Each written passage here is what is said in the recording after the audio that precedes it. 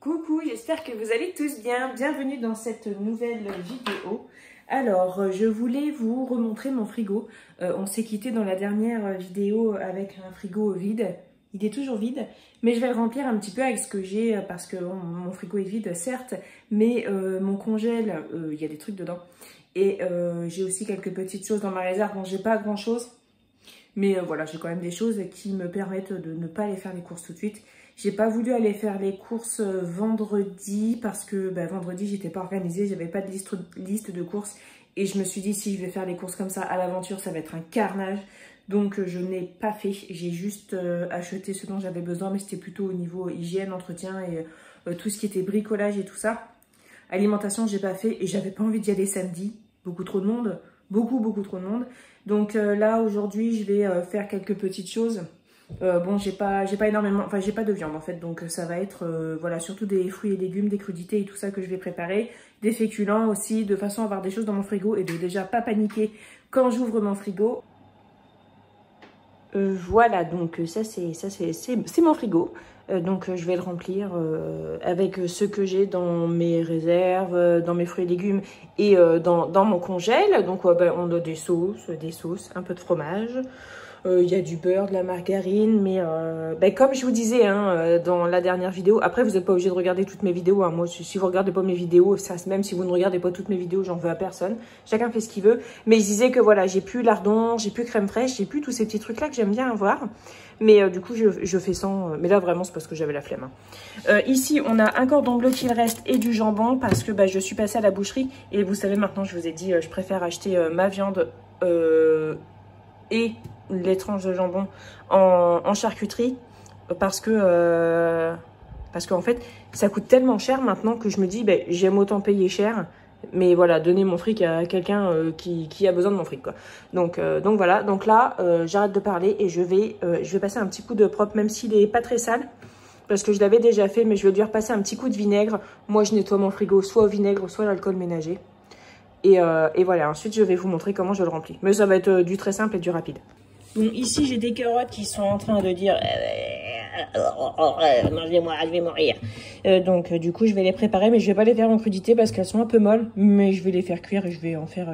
Je vais mettre ça avec une purée de pommes de terre. Parce que ce midi, on va manger purée de pommes de terre, carottes avec le jambon. Voilà. Est-ce que j'imite bien la carotte qui est en train de se flétrir ? Voilà, j'ai sorti les pommes de terre et du coup, en fait, on peut peut-être venir aux aliments que j'ai toujours à la maison parce que moi, je me sens jamais à l'abri d'un mois de merde et donc j'ai toujours des choses à la maison. J'ai toujours des pommes de terre, j'essaye d'en avoir toujours des pommes de terre, des pâtes, du riz, tout ce qui est un petit peu, moi, ce que j'appelle les produits de base. J'aime bien aussi avoir toujours des carottes, même si celles-ci, ça fait un peu longtemps que je les ai. Mais voilà, je me sens en sécurité en ayant des pommes de terre, des pâtes, du riz, de la semoule, mon jardin, le fait de cultiver mon jardin, même si moi je suis très loin de l'autonomie alimentaire avec mon jardin parce que je cultive que des légumes, je cultive pas de céréales, tout ça. Et j'ai des poules donc j'ai des œufs. Mais voilà, ça me rassure quand même. Et moi même si je fais tout en fait pour avoir des finances et un budget sain et serein, j'aurais toujours un peu un sentiment d'insécurité par rapport à ce qu'on a pu vivre ces derniers mois, même si on n'a jamais crevé de faim. Enfin, ces dernières années maintenant, on n'a jamais crevé de faim, mais j'ai toujours cette insécurité-là. Sans doute parce que les enfants sont à la maison, hein. Mais voilà, donc il y a des choses que j'aime toujours bien avoir à la maison, comme quelques boîtes de conserve, maïs, haricots, flageolets, et pareil pour les produits surgelés en fait. Il y a vraiment des choses que j'aime avoir toujours à la maison et ça me rassure. Voilà. J'ai sorti du congèle un plat de lasagne que j'avais préparé. J'en aurais plus d'avance, faudra que j'en refasse parce que c'est tellement bon. Et c'était bien pratique. J'ai sorti du chou-fleur. Qu'est-ce qu'il y a, mon cœur ? Tu adores les lasagnes ? Oui, c'est vrai. Tu aimes beaucoup ça. Et les haricots verts. Donc, je vais faire cuire moitié et moitié. Ici, on a mes épluchures qui iront au compost. Donc, moitié et moitié. Et voilà. De toute façon, en fait, ça sert à rien que je cuisine énormément de choses pour dire je remplis mon frigo. Parce qu'après, c'est pas le tout, il faut pas gaspiller. Donc voilà. Je vais faire cuire ça. Je vais faire cuire du chou-fleur, oui. Et puis des petites pommes de terre aussi. Des petites pommes de terre que j'ai rouges. Et voilà. Je viens de retrouver cette courgette dans mon panier à légumes, je l'avais complètement oubliée. Donc je vais la cuisiner et ça tombe très bien puisque j'ai un fond de sachet de trio de poivrons au congèle et je savais pas trop, enfin si je savais quoi en faire, mais je me disais ouais mais non mais en fait j'ai pas de courgettes. Et moi cette année les courgettes au jardin, je sais pas ce que ça va donner, on verra bien. Mais voilà, du coup j'ai cette courgette là et du coup je vais la cuisiner aussi. Voilà, donc j'ai ce trio de poivrons là et puis je vais prendre une boîte comme ça. Ça, j'achète celle-ci chez Aldi. Je les adore, je peux pas m'en passer. C'est pareil, ça c'est une des choses aussi que j'ai toujours à la maison. Des tomates pelées. Donc, j'ai mis de l'eau dans ma cocotte minute et je vais faire cuire les haricots. Je peux récupérer l'eau de cuisson. C'est ce que je vais faire. Par contre, il faut vraiment éviter de saler l'eau de cuisson que vous voulez récupérer pour arroser vos plantes parce que le sel pollue la terre, en fait, les sols. Enfin, même si là, ça serait juste pas beaucoup, mais voilà, et ça peut avoir un effet désherbant aussi, un effet néfaste sur vos plantes. Le sel vient de la mer, le sel ne vient pas de la terre. Donc voilà, évitez de saler vos eaux de cuisson si jamais vous voulez vous en servir pour arroser vos plantes. Et l'eau des pommes de terre est un excellent désherbant, surtout si elle a été utilisée chaude. Après, voilà, si vous le mélangez à 10 autres litres d'eau, il n'y aura aucun souci. Donc ici, on a le chou-fleur qui attend qu'il y ait un des deux appareils qui soit prêt. Moi, j'ai pas de cuiseur vapeur à plusieurs étages, donc je fais comme ça.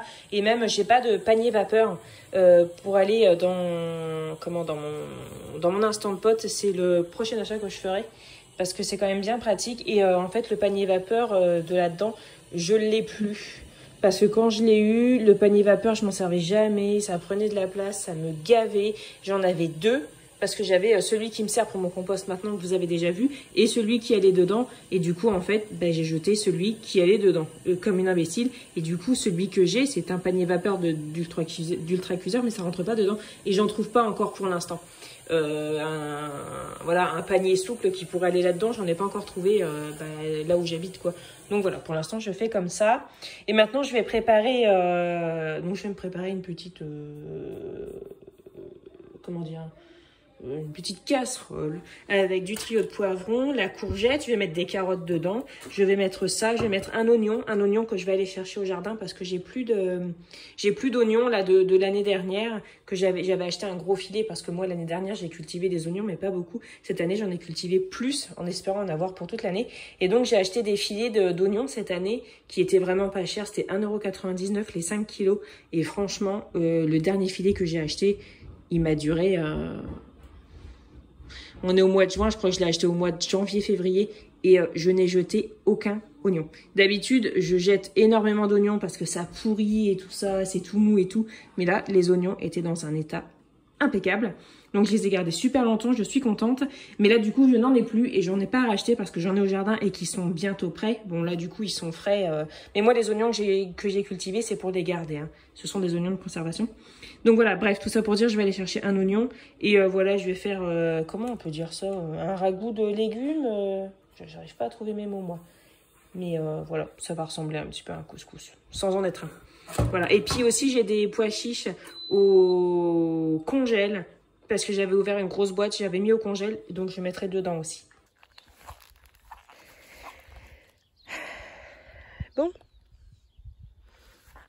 Je vais prendre celui-ci. Hop. Parfait. Donc vous voyez, il y a qu'à tirer. Donc pour l'instant, ils sont, enfin, on peut les manger, mais pour les conserver, il faudrait vraiment que les fanes soient toutes fanées en fait, que ça fasse un peu comme de la paille en fait. Et voilà, donc là je me sers au fur et à mesure, ça me permet de me servir du verre, même si le verre il a pas énormément de goût, c'est pas comme une échalote où le verre des échalotes sont très goûteuses et tout, ça a pas plus de goût que ça. Voilà, donc les faire sécher et pas avoir les fans, c'est pas bien grave parce que ça n'a pas beaucoup de goût. Donc voilà, j'ai ça.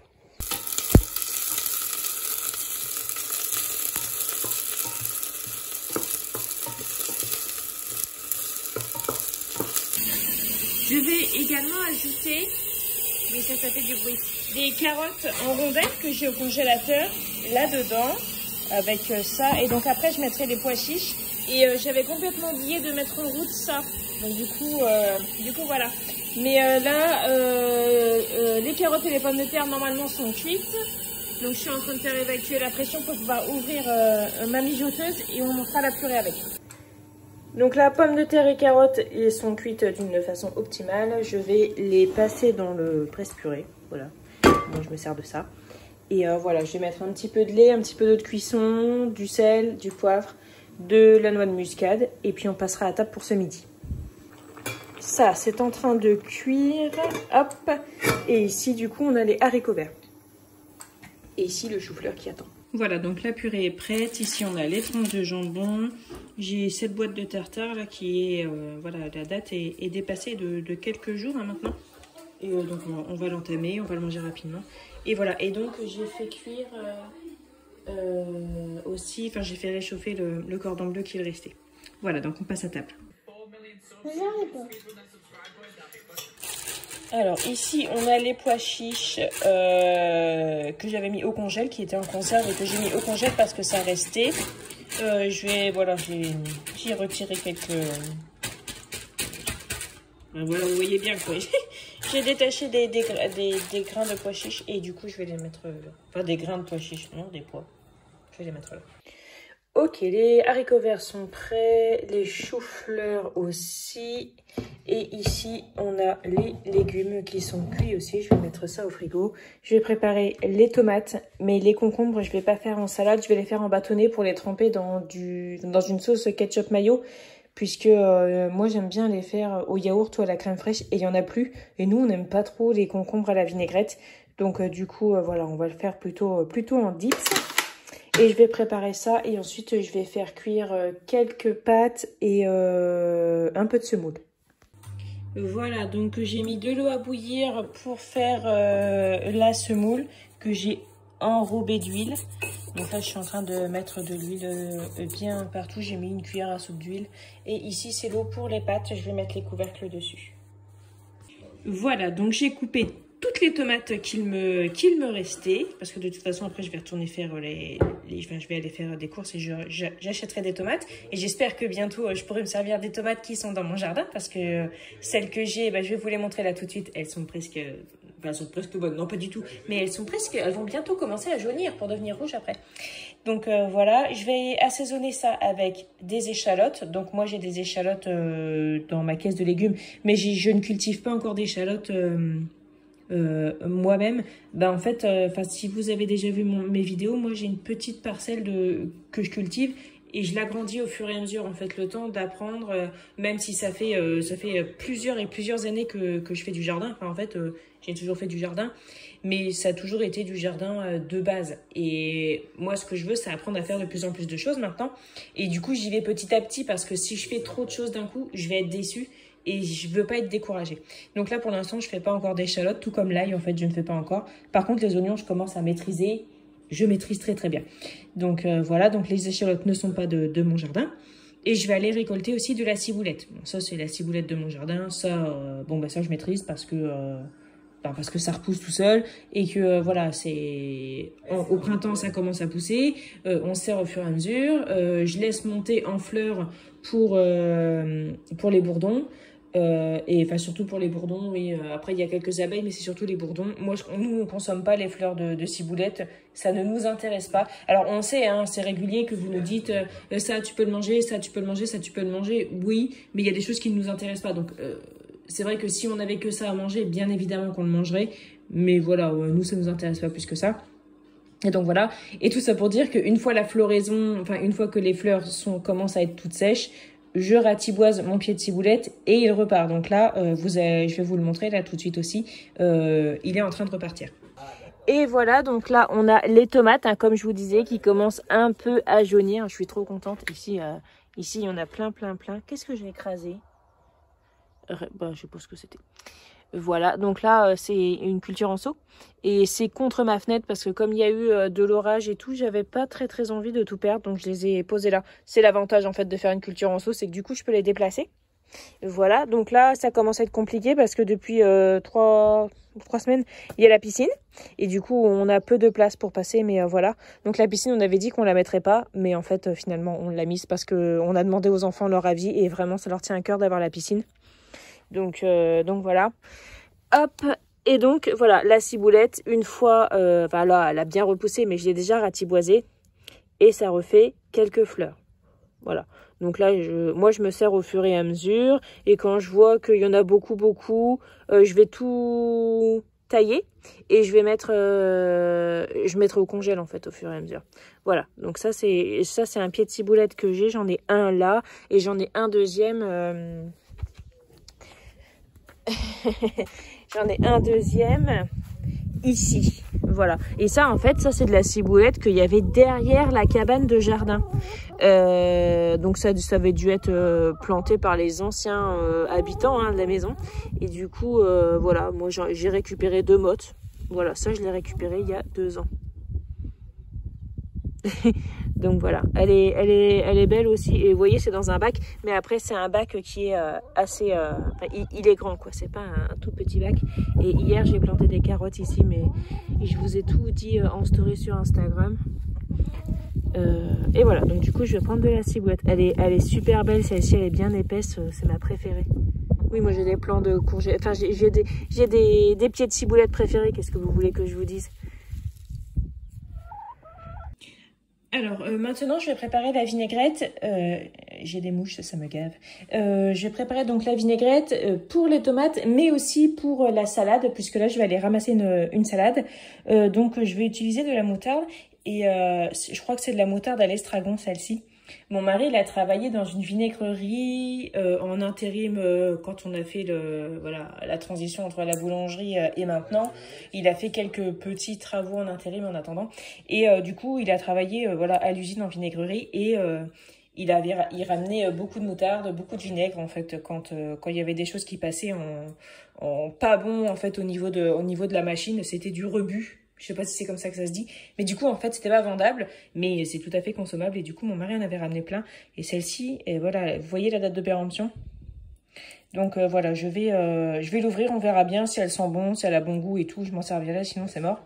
Parce que nous, en ce moment, là, voilà, trouver de la moutarde dans le coin, c'est mort. Il n'y a rien du tout. Donc voilà, je vais l'ouvrir. Et puis si vous ne voyez pas ma vidéo, c'est que c'était plus bon.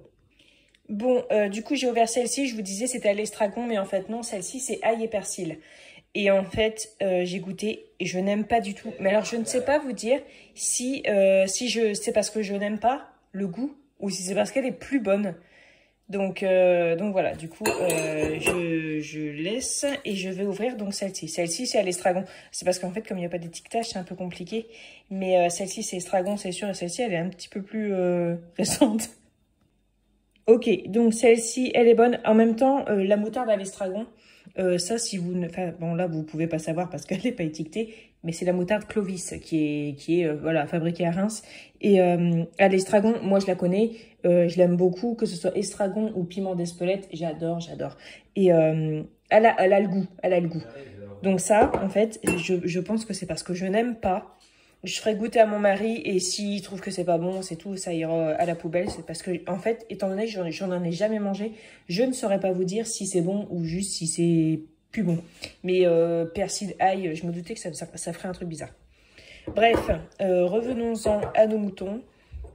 Enfin, plutôt à notre vinaigrette. Je vais vous montrer les proportions que j'utilise. Alors moi, je vais utiliser un bocal comme ça. Parce que après je le mélange, voilà, je remets le couvercle et je mélange. J'ai pas de shaker en plastique parce que bon, moi le plastique à la maison, enfin tout ce qui est vaisselle en plastique, bof, enfin en fait j'en ai presque pas. Qu'est-ce que je peux avoir en plastique? Oui, j'ai mon essoreuse à salade, ma passoire pour les pâtes, j'ai une boîte pour la gamelle de mon mari, mais c'est une daube pas possible, mais c'était sûr, mais bon voilà. J'ai ce truc là, la cloche du micro-ondes qui est en plastique, mais sinon... tout est en verre ou en inox. Bref, voilà. Donc, je vais mettre une cuillère comme ça. Je vais pas en mettre de trop, parce qu'en fait, le problème, c'est que mon mari n'aime pas trop l'estragon. Donc, clairement, si la salade sent trop l'estragon, il va pas trop apprécier. Mais j'ai pas d'autre moutarde. Après, si j'ai de la moutarde balsamique et miel, mais moi, là, par contre, c'est moi qui n'aime pas. Donc voilà, du coup, je suis une bonne grosse égoïste et je fais de la vinaigrette que j'aime. Un peu de sel. En fait, je vais mettre pas mal de sel parce que j'aime bien que la vinaigrette soit bien relevée. Du poivre. Donc du coup, du vinaigre. Bon, j'avoue, je fais un peu à l'œil. Du vinaigre. Mais après, je goûte. Et puis après, c'est pareil, étant donné que j'ai l'habitude d'en faire, ben, je pèse plus rien, je mesure plus rien. Et de l'huile. Et en fait, pour une bonne vinaigrette équilibrée, pour moi, hein, c'est une dose de vinaigre et 3 doses d'huile. Voilà. Pas mal de sel. Et puis voilà. Après, il y a plein de façons hein, de faire des vinaigrettes. Hein. Moi, je suis d'accord avec ça. Hein. Seulement, je vous montre moi, comment je la fais quoi, et comment j'aime qu'elle soit. Ça, j'ai de la vinaigrette et si jamais il en reste, je la mets au frigo et ça se garde, ça se garde longtemps. Donc là, je vais aller chercher une salade, tic, pour nous régaler. Alors, je ne sais plus qui est-ce qui m'avait dit dans les commentaires il y a quelques jours que en fait, il fallait pas que j'arrache ma salade, il fallait que je la coupe et que ça repoussait. Alors, il y a quelques feuilles qui vont repousser, oui. Mais j'ai pas une salade comme ça, hein, une salade paumée qui va repousser. Moi, j'ai mon parc à salade.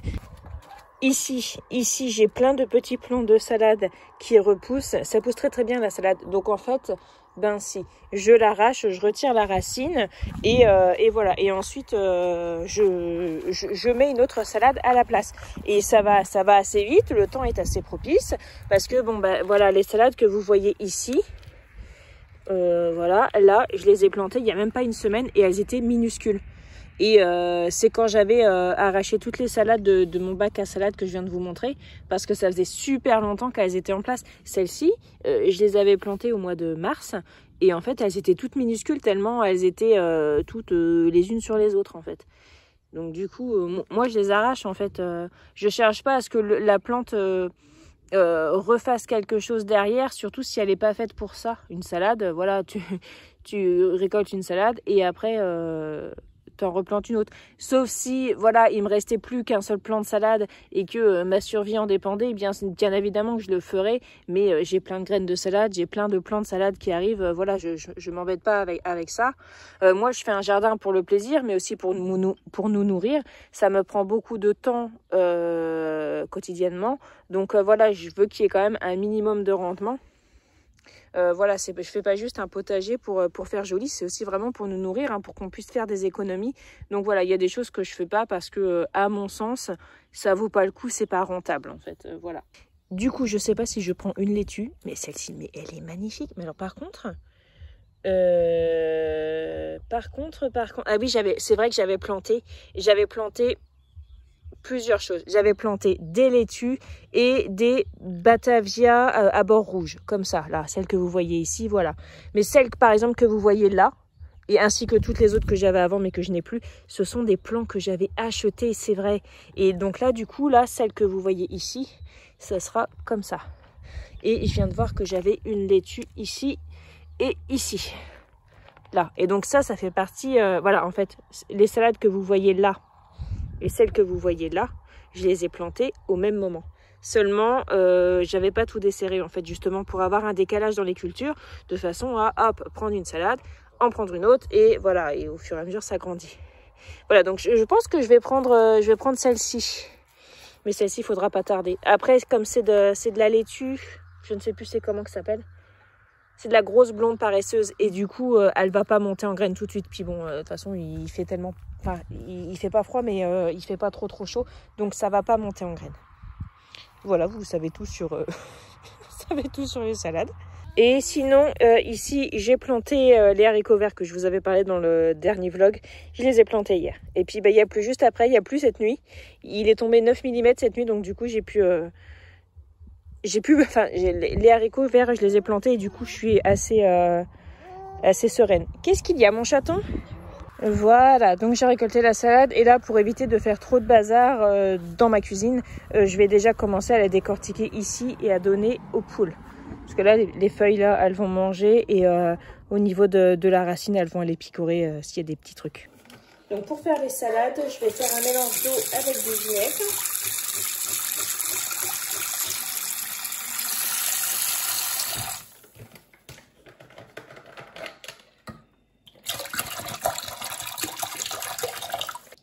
Donc je vais retirer les feuilles une à une. Hop. Et donc elles vont tremper dans le mélange d'eau et de vinaigre. Je n'ai pas mis dans une bassine parce que je ne vais pas récupérer l'eau. Parce que comme je vous disais tout à l'heure, donc le sel c'est désherbant, hein, donc on évite de mettre ça dans les plantes, mais le vinaigre également. Hein. Donc, bon, il y a de tout là-dedans. Des araignées, de limaces, des trucs bizarres. Ick. Je suis pas hyper fan. Voilà, donc là je laisse tremper un petit peu, pas trop longtemps, parce que sinon le vinaigre va attaquer la salade. Ensuite, voilà, vous voyez déjà l'état de la salade. Bon, j'avoue, la salade, elle était un peu sale, il y avait de la terre un peu à tous les étages, parce que étant donné qu'il y a beaucoup plu, et puis aussi, comme j'ai jardiné avec Margot à côté, il y a de la terre qui a volé un peu partout, donc forcément, il y a un petit peu de terre et de sable dans les salades. Voilà, et ensuite, là, après, je vais passer au lavage dans la bassine, parce que étant donné que c'est une culture du jardin, bon, il y a quand même déjà pas mal de terre, mais aussi pas mal de petites bestioles, donc voilà, je vais faire plusieurs rinçages. Et du coup là ça sera dans des bassines, ce qui permet de pouvoir récupérer l'eau pour aller arroser maintenant, parce que là maintenant il y aura plus de produits dedans, il n'y a pas de sel, il n'y a pas de vinaigre. Et voilà, donc j'ai essoré la salade. Et pour la conserver, je vais la mettre dans un torchon, tout simplement. Alors, un torchon qui est propre, un torchon qui n'empeste pas l'adoucissant, parce que sinon, votre salade va sentir l'adoucissant. Bon, moi, je me sers pas d'adoucissant, donc voilà, mais c'est le petit conseil que je peux vous donner. Sinon, j'aime bien aussi la conserver, sinon, dans un sac plastique, avec une petite feuille d'essuie-tout, ou même sans feuille d'essuie-tout. Mais là, j'ai pas de sachet plastique à réutiliser, donc du coup, voilà, je fais comme ça, je vais bien fermer. Et ça se conserve bien. Et je le mets dans le bac à légumes. Et donc celle qui reste ici, je vais la mettre déjà dans le saladier pour ce soir. Elle ne s'abîmera pas d'ici là.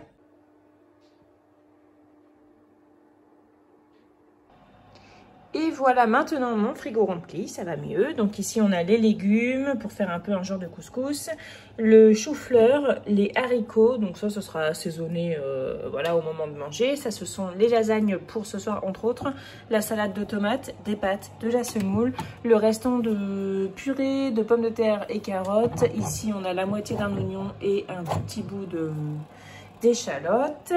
Ici, on a la salade qui est prête pour ce soir. Je mettrai la vinaigrette au dernier moment, mais j'ai déjà mis voilà, l'assaisonnement.